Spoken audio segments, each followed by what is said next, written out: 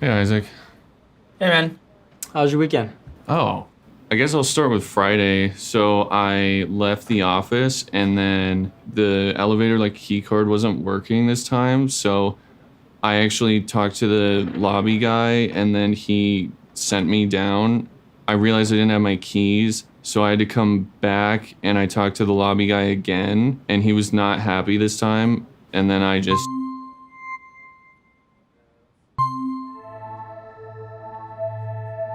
it was pretty good, dude. Thanks for asking. No problem.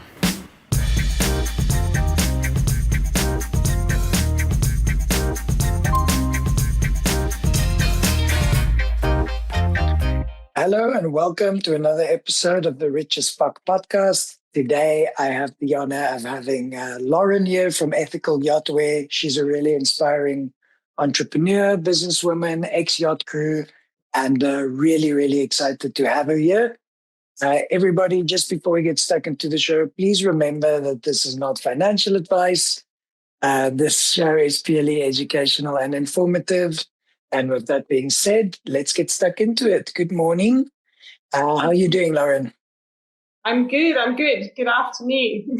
Yeah. So for the listeners that don't know, we've been trying for many months to get this set up. The universe was not cooperating, and both of us were sometimes tragic in replying to each other, but we made it work. So thanks for taking the time, and I'm really excited for this because it's a true testament to other yacht crew that it is in fact possible to pursue your dreams whilst being a full-time crew member. So to give people a bit of a background, where are you from? How'd you get into yachting, and where are you at now?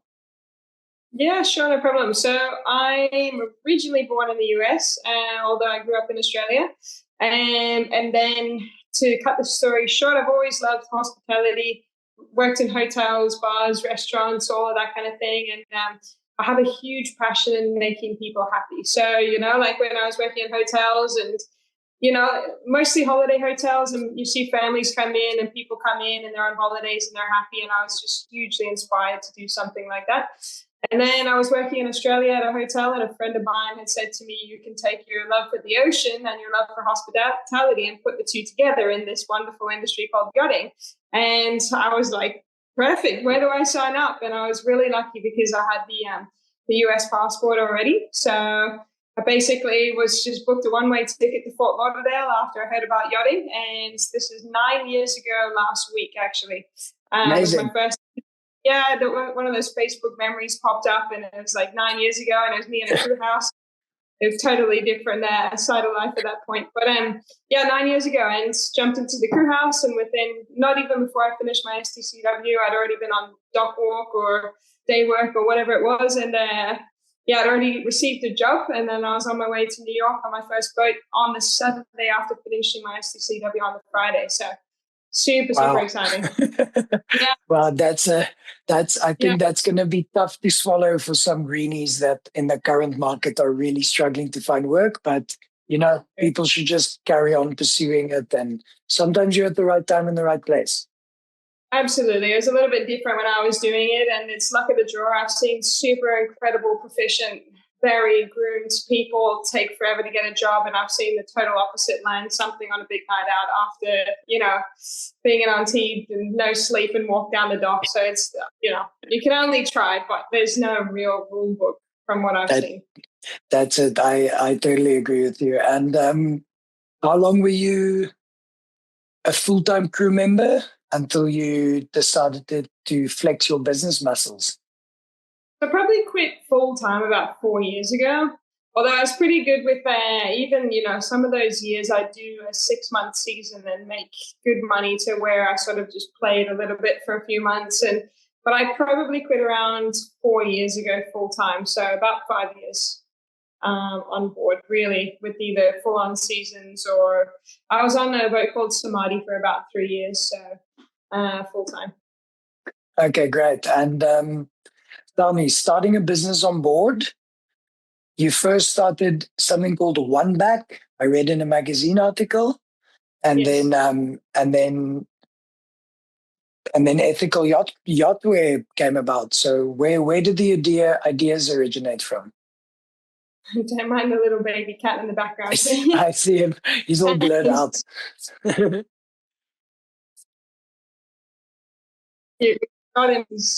So One Back started because I'm not sure if you still have you there. Yeah. So One Back started basically I was on a very busy back-to-back charter season and in the laundry room for 12 hours, 14 hours a day. And I was listening to podcasts just to like get me by.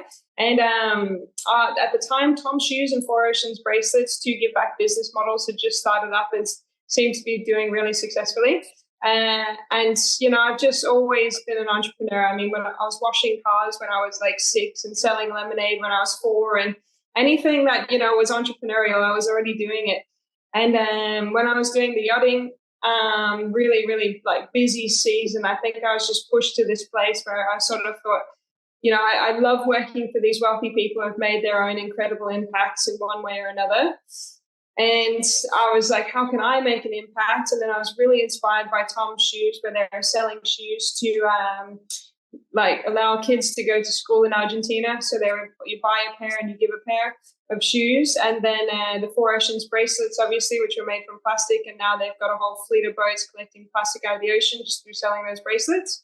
So both businesses have really been inspiring on this give back business model. So I wanted to create something where you buy one and we give one back and we also collect. And because I was in yachting, it made sense to give back to the ocean. And so I made all these T-shirts. I had this really cool purple logo and I thought, this is amazing. I'm going to sell all these T-shirts and save all the plastic in the ocean. I'm pretty sure I still have 400 T-shirts in my garage in Australia. But, what I do say about that is you probably never start where you start. Or you never end where you start, right? So like I had no intentions of creating a crew uniform company. I just wanted to sell T-shirts, raise money for ocean conservation, and that was it. But what I had learned through that ended up being Ethical Yacht Wear, and yeah, it's an incredible journey. That's really commendable. And tell me, how did you manage without hours? Working often 14-hour days and then getting stuck into the side hustle. How did that schedule look like on Samadhi for you? Yeah, sure. So I think I was quite lucky because a lot of my business building was more or less during COVID. So I was really, really lucky in the sense of our boat, and my boat kept all the crew, or pretty much most of the crew, and we sort of just did our daytime work and we'd finish 4 or 5 o'clock. Quickly have a shower and eat the food that the chef cooked. And I say that now because it's totally different when you're not on board, but food's cooked for you, have a quick shower, and by 6 o'clock I was on my computer till sometimes midnight every night, just building out the website, building out the business. And, I was really lucky. I know a lot of people think it sounds very extreme to be doing the day work or like the daytime work on board and then building this company at nighttime, but you don't know until you make the jump to land life that it's not actually any more easier, even with the abundance of time, because so much time now goes to going to the office, making your lunch, cleaning your house, and all these things were already sort of done for me, that it was purely just like work straight after work. So sounds like a lot, but in a way it was almost slightly easy as well. I relate with that so hard because I've just recently made the transition. I still work on a yacht, but I'm actually staying in a house. And that hour you lose every morning and every afternoon on the commute, cleaning the house, meal prepping, whatever it is, it really does eat into productivity time, which used to be just, for me, even late. It took me 5 minutes after work, still full of paint and caulking, and then I'm back stuck into my Yachting Investor business. So you're right. I think that can sometimes be a bit of a misconception. And just because you've had a physical, laborious day, if you found a project that you're passionate about, it's actually really easy to make that switch after day work to evening work because you're passionate about something and you're keen on building. So totally. And yeah, take it for what it's worth. Like I always say to people, you're getting paid. Like use your weekends, use your afternoons, because, like once you take the leap and you're not getting paid from the job, and the house is not clean and like, you've got to cook your own food and you got to buy groceries. It's, like, I really think stick with yachting as long as you can until that thing is really ready, because it's actually quite easy when you're on board. That's such good advice for all yachty entrepreneurs out there. Like, it's on the flip side of that, sometimes, and I'm in that struggle a little bit now, where I'm getting quite a fair bit done, but I know that if I do this full time, I will get a lot more done. But then you also run the risk of, exiting without really having an income yet. So it's about striking that balance where the business has enough momentum to justify exiting a yachting salary, but also making the time, being a full-time crew member, to work on your other dreams while still doing your best at work, because first and foremost, that's what we're getting paid to do. Talk to me about time management. So you mentioned what you were doing. Did you ever use any time management tools, anything in that fashion, or was it more just self-motivation? I think it's self-motivation. I mean, like, you have to have a lot of discipline, especially when there's 13 or 14 other people around, or 4 other people, or 10, or whatever, however big boat you're on or whatever. But I mean, it's sort of like, especially when there's other people around doing cool stuff, and you have to say no and be like, no, I'm going to work on the company rather than go to the beach bar or go to yoga or all these awesome things. I think rather than time management, it's just time discipline. It's totally like, it's almost doing a workout. Like, you just have to do it and do it again and do it again. And you can't do all the fun stuff, but it's really rewarding at the end of the day. And I truly believe, like, the blood, sweat, and tears that goes in, and the no's you have to say, and all the times you have to, like, work on the company rather than do the fun stuff, I truly believe the reward pays off in the end. So, it's the short-term sacrifice for long-term gains. Yes, exactly. Yes, and especially in the way the world is structured now, where instant gratification is the name of the game, and people want immediate reward right now. Like, it just doesn't work like that. Sometimes you got to plant the tree today so you can sit in the shade tomorrow. Totally. And it's a long process too. It's not instant gratification building a company. Like, there's always something to do. There's always more you can build. It can always be bigger. So it's sort of like, it's definitely not a quick fix, make a lot of money situation. Yeah, definitely. And did you ever experience burnout during all this whilst on board? To be honest, honestly, like, I think no. I think more after leaving, because like I said, when you're on board, I've always felt very well looked after, like cooked for, clean, and everything's really well organized, and my laundry's done, and all these kind of things during work hours. And then I just had this freedom of, like, time, I suppose, outside of work time. I know it sounds really counterintuitive, but that's sort of how it felt. And then I think I probably had more burnout post leaving, because I'm so determined and sort of, I don't know where to switch off, and I could go forever. And I think I probably have experienced more burnout post yachting than I have during yachting, actually. Interesting, and you're right. It is counterintuitive, but I will take your word for it. And if that ever happens to me when I exit yachting, you'll be the first person I text and say, "You were right. I should have been more grateful for being a crew member." Yeah, exactly. Trust me, it's like, honestly, I don't know, you kind of feel looked after and everything's really, put together nicely, and you use the time you have, whereas real world is kind of scary and tiring. Monotonous and draining. Yeah. So all forms of business endeavors come with pullbacks, with dips, all those type of things. How did you push through certain setbacks as the business was growing? Yeah, sure. I think the hardest thing is with like from my experience anyway, with my own company, you want to really do well. You want to please your clients. You want to get every order there on time. You want everything to be perfect. And the hard reality is not everything's perfect, and things happen. Mistakes happen. Yeah, it's just all a process. It's a process of how to learn to get everything as perfect as they can be. And through that process, I guess there are setbacks. And I've been pretty lucky. I don't feel like we've had any. I've probably had in 5 years 2 things that would come to mind that I was like, I really wish we'd made that deadline or that fund better. But 2 things in 5 years, I don't feel, even though at those times it didn't feel good. It's all a learning experience, right? One of our biggest setbacks that I find that's quite hard at the moment is meeting people's deadlines. And then sometimes those people come to us really, really last minute and I'm trying to make things work. And what I learned from that, for example, is I need to be more clear about our communication around how much time we need to turn around, orders, rather than just trying to please everybody and get everything there on time. But that's a learning experience on my behalf of what can we do better, is more professional and set our timeline so we're not disappointing people rather than trying really hard. So I feel like in every setback or every situation, you can learn what could have been done better or how it could be processed better. Okay, now I want to kind of pivot a bit to the actual business, the actual product. So ethical yacht wear, by definition, sounds you do things ethically.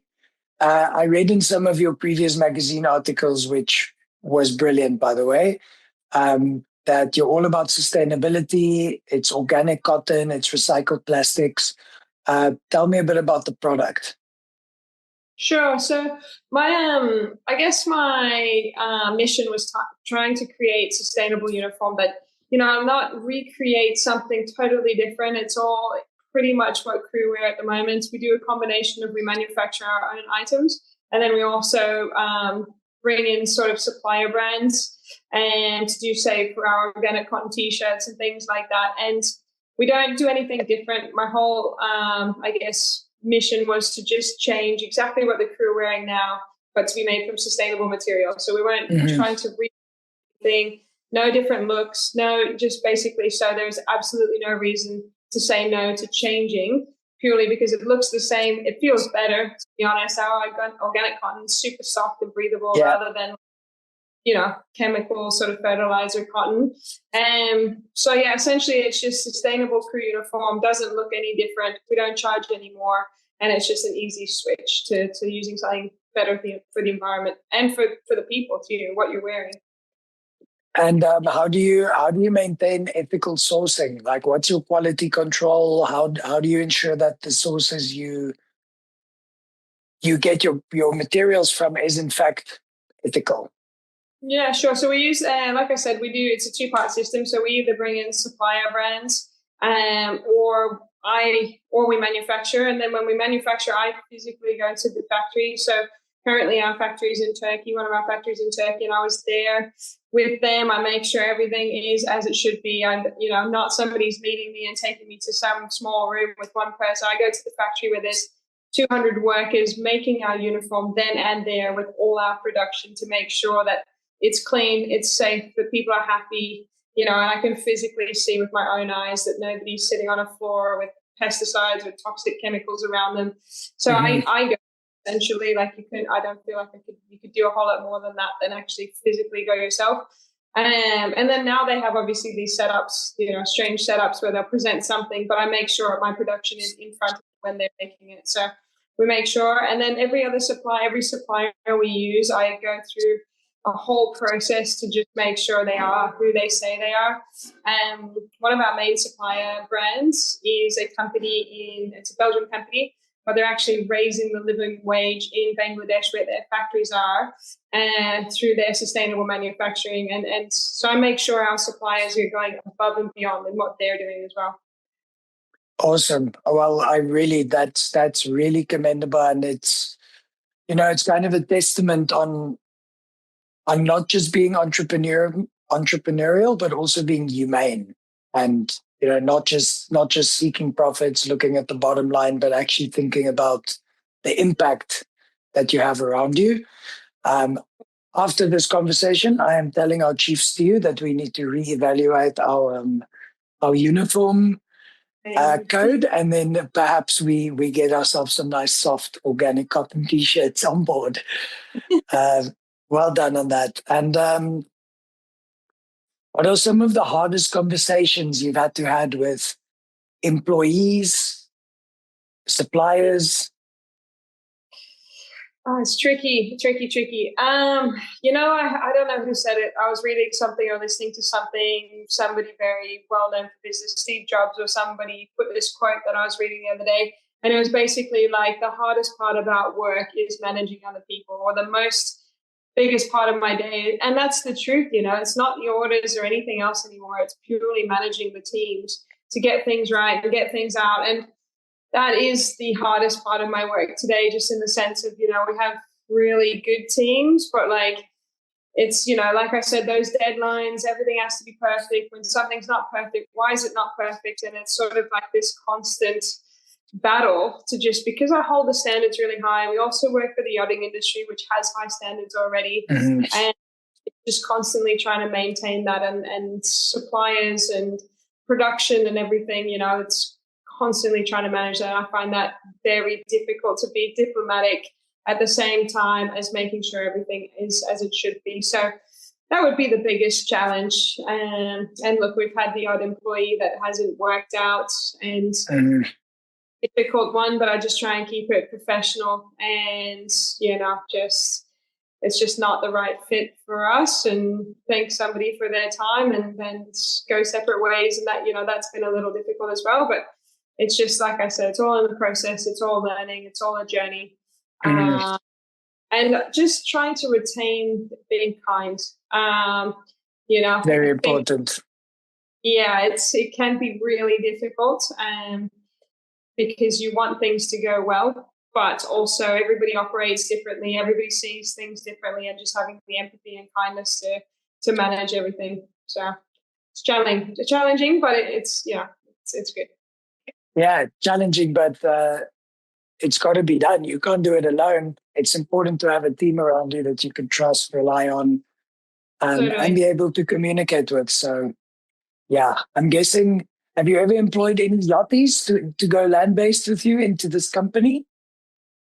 Yes. We have one girl that works with us now, one lady who works with us. She comes from another yachting company, so very familiar with the industry. And then I had another person also, she was in the yachting industry as well. Okay, cool. Because I've always said if I ever had to run an efficient business, I would just grab a bunch of yachties, because we get trained to do things so meticulously that your odds are pretty good of them being a good worker. Yes. Except for the yachting salaries can be really, really good, and land-based salaries cannot be as good. And so trying to mitigate the transition can be interesting. But no, more often than not, it's really important for me to have some people that understand the industry as well. Amazing. And then I read in one of the magazine articles recently that, and this was a while ago, but there was already 1 million plastic bottles recycled from the ocean to make am I understanding that correct? Yes, so we've sponsored the removal of over 1 million plastic bottles now, and basically how we do that is through a two-part system. So we incorporate ocean-bound plastic into the shorts and squats range, our eco hybrid range, and that's done through a whole process. And then another way we do it is, when I first started Ethical Yacht Wear, like I was saying, I really wanted it to be a company that we give back, and I found this wonderful company called the Plastic Bank. And they're a Canadian-based company, but they operate around the world, paying poor people in coastal communities to pick up plastic as jobs. And started out very early days, giving them profits from Ethical Yacht Wear to be able to help pay the poor people to pick up plastic. And through the recycled plastic in our eco-hybrid squats and shorts range, and then also the contributions back to the Plastic Bank, we've removed over 1 million plastic bottles from the ocean. That's amazing. That's really, really, really impressive, and makes me very aware of the impact we can have. It's not Ethical Yacht Wear is not a Fortune 500 company, but it sounds like it has a much larger impact than some of these conglomerates. So congratulations. Thank you. Appreciate it. If you had to be teleported back 6 or 7 years ago, when you first started working on your laptop in the crew mess on a business, what would you do differently? Nothing. Nice. Nothing. Yeah. To be honest Nice. with you, I can remember my first order, and I didn't even have the company. It's just somebody else had read about one back, the interior manager for Legend, and she contacted me. Misha contacted me just saying, "Can we purchase some of your t-shirts and put the Legend logo?" And I was sitting on a ski lift in Mammoth in California, and I got this email. I was like, "Whoa, they want to buy my t-shirts for a boat!" And to be honest, the whole journey is just amazing. That I wouldn't change a thing, to be honest. I love to hear that. And that's also another true testament that you're clearly enjoying what you're doing, because, you see that the journey was important to get where you are now. And that if you don't want to change a thing, it means you're on the right spot. So very happy for you. Yeah, I'm super. And then to close us out with some wisdom, what are the next steps? What's next for Ethical Yacht Wear and for Lauren? Okay, I'm about to launch 2 other companies. I've been saying it for a little while, but not just one, but 2. And I drive my own self nuts with how much I try and accomplish and everything. But we're in the final stages of 2 other companies, and I don't know how much I want to say, but I think, to be honest, in terms of Ethical Yacht Wear specifically, just keep giving back, increasing our client base. I've only tapped into, there's so many boats, there's so many new builds, there's so many boats being built. Really want to increase the environmental positive impact from the current yachting industry. So at the moment, we're just seeking and looking for the next clients. So we can do that and then open up to a much broader range of industries as well. Amazing. Well, I think you and I should touch base again once your other 2 companies are allowed to be disclosed, and we can use this platform as a bit of a launch pad and a marketing play, because I really admire what you do and your drive and your ambition. And for those that want to learn more about Ethical Yacht Wear, perhaps when they order some uniform, how do they get hold of you? Just send us an email at sales@ethicalyachtwear.com, and then we have contact forms all over our website, ethicalyachtwear.com. So email is the best way for sure. Perfect. Well, I'll be sure to add that in the show notes, along with the link to your business Instagram and all those nice things. And really, thank you so much for taking the time to come chat to me today. I think it's really inspiring for the next generation of yachty entrepreneurs.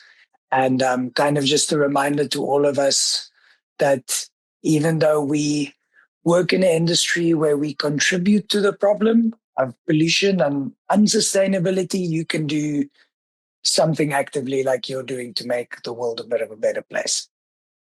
Thank you. Yeah, absolutely. And if anybody ever wants, any assistance or advice, you can reach out to my Instagram directly, Lauren Wardley, and I love helping people. So anybody who's got any questions or anything, just reach out directly. Amazing. I'll be sure to add that as well. Thank you so much, Lauren, and all the best for the next few months.